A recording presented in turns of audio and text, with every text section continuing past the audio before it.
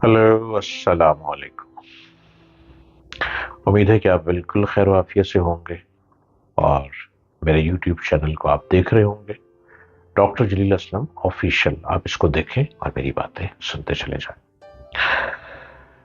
दयारे इश्क में अपना मकाम पैदा कर, नया जमाना नए सुबह शाम पैदा कर। हमें सबसे पहले आगे बढ़ने के लिए दिल दिमाग की तो सफाई करनी ही करनी है, अपने जिस्म और अपने लिबास को भी साफ रखना है। सफाई पे तवज्जो दें। सफाई बहुत जरूरी है। अगर आप चाहते हैं कि हम एक बहुत अच्छा मुआशरा बने, हम एक बहुत अच्छी कौम कहलाएं, तो हमें अपने अंदर डिसिप्लिन पैदा करना है।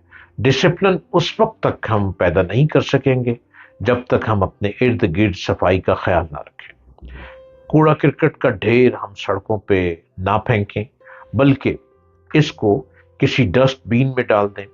जब तक हम सफाई पर तवज्जो नहीं देंगे, हम एक मजबूत कौम बन ही नहीं सकते। हमारे अंदर डिसिप्लिन हो ही नहीं सकता।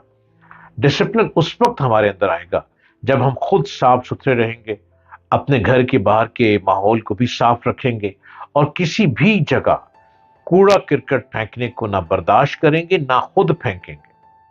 अब दुनिया की बेशतर मजाहिब हैं जाहिरी और बातनी सफाई को जिस्मानी सेहत और तंदुरुस्ती और रूहानी बालिदगी के लिए लाजमी करार देते हैं। समाजी रवैयों की तश्कील का ताल्लुक इस बात से है कि सफाई सुथराई की अहमियत तो अफादियत से मुतालिक दीनी तालीमात किस हद तक उनके अकायद व अफकार में शामिल होकर अमली दुनिया में भी उनके रोजमर्रा मामूलात का हिस्सा बनेंगे। अफसोस कि आज इस्लामी तालीमात के गलत तस्वुरात के फरोग के किताब व हिकमत और हदायत व हकीम और साहिब कुतुब और रहबर और इंसानियत हजूर अकरम सल्लल्लाहु अलैहि वसल्लम की तालीमात से इनहराफ ने मुसलमानों को इंसानी शर्फ व इज्जत से महरूम करके सियासी समाजी मुआशी एतबार से तबाही और बर्बादी से दो चार कर दिया। इस्लाम में सफाई सुथराई की इतनी अहमियत होने के बावजूद हमारे मुआशरे में एक तादाद सफाई सुथराई के मामले में सुस्ती का शिकार है। हमारे मजहब ने सफाई पाकीज़गी का गैर मामूली इकदाम किया है और इस हवाले से मामूली कोताही की भी गुंजाइश नहीं छोड़ी है।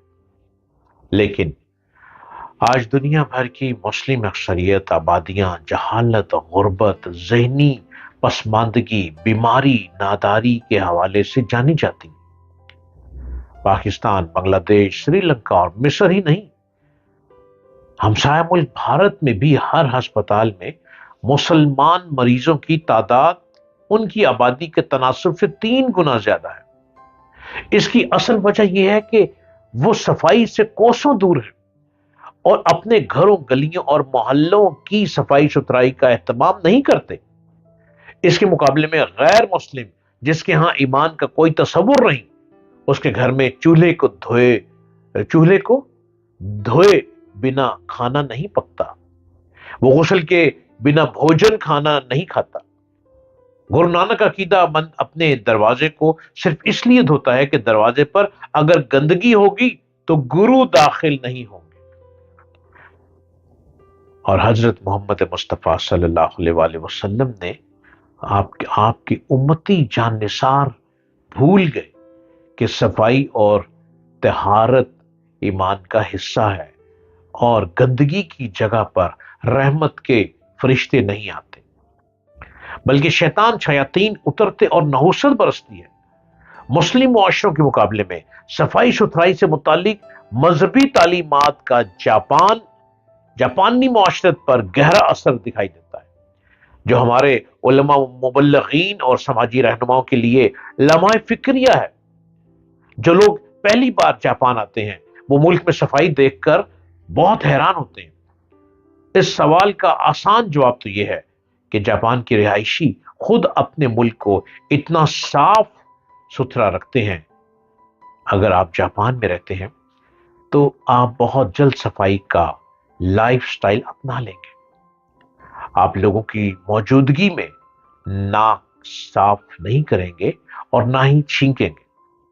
اپنے ہاتھ صاف رکھنے کے لیے آپ سینیٹائزر کا استعمال کریں گے، اور گھر کے کوڑے کرکٹ کو دوبارہ قابل استعمال بنانے کے لیے 10 قسم کے ری سائکلنگ کے ڈبوں میں ڈالیں گے۔ انہیں وہ شخص وحشی لگتا ہے جو آپ کے منہ کے پاس آ کر چھینکے یا گندے پانی کے ساتھ ہی آپ کے گھر میں داخل ہو۔ جاپان میں ایسا سوچا بھی نہیں جا سکتا۔ افسوس کی بات یہ ہے کہ آج اسلام کے ماننے والے صفائی ستھرائی کے معاملے میں نہایت غفلت اور کوتاہی کا شکار نظر آتے ہیں۔ بعض لوگوں کا لباس، بستر، جوتے، موزے، چپل، رومال، چادر، کنگھی، سواری، ہر وہ چیز جو ان کے استعمال میں ہوتی ہے، وہ بس زبان حال چیخ چیخ کر پکار رہی ہوتی ہے کہ مجھے صاف کیا جائے۔ بعض گھروں کے دسترخوان ایسے ہوتے ہیں کہ جب انہیں بچھانے کے لیے کھولا جاتا ہے تو ان کی بدبو بتا دیتی ہے کہ انہیں کئی دنوں سے دھویا نہیں گیا۔ بعض لوگوں کے کپڑوں اور منہ سے ایسے بدبو آ رہی ہوتی ہے کہ لمحہ بھر بھی ان کے پاس ٹھہرنا گوارا نہیں ہوتا۔ مسجد میں کبھی ان کے قریب بیٹھ کر وضو کرنا پڑ جائے اور وہ صف میں ساتھ کھڑے ہو جائیں تو عبادت کا سارا سکون غارت ہو جاتا ہے، اور انسان چاہتا ہے کہ جلدی جلدی نماز ختم ہو اور وہ اس آزمائش سے چھٹکارا پائے۔ بہت اشخاص کے پاس، بہت لوگوں کے پاس ایک ہی رومال ہوتا ہے اور وہ اسی سے پسینہ اور ناک صاف کر رہے ہوتے ہیں۔ بعض اپنے جوتوں کے معاملے میں بے پرواہ ہوتے ہیں۔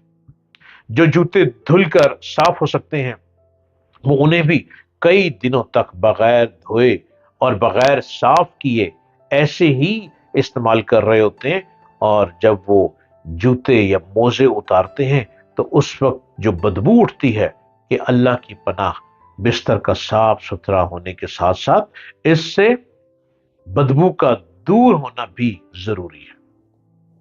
بعض اوقات تکیے کے غلاف سے تیل کی بدبو آ رہی ہوتی ہے۔ بیسن میں مونچھیں تراشنے کے بعد بال اس میں یوں ہی چھوڑ دیتے ہیں، اس پر تھوکنے یا پان کی پچکاری مارنے کے بعد پانی نہیں ڈالتے۔ بعض اوقات جیب یا گھر کے کنگے کو تھوڑا ایک عرصہ گزر چکا ہوتا ہے اور وہ یہ میل کچیل سے اٹ جاتا ہے۔ آپ صفائی کا خیال نہیں رکھیں گے تو آپ بہت جلد بہت سی بیماریوں کا شکار ہو جائیں گے۔ صفائی آپ کی اپنی زندگی کے لیے ضروری ہے، آپ کی جسم و جان کے لیے ضروری ہے۔ اللہ کی نگہبان۔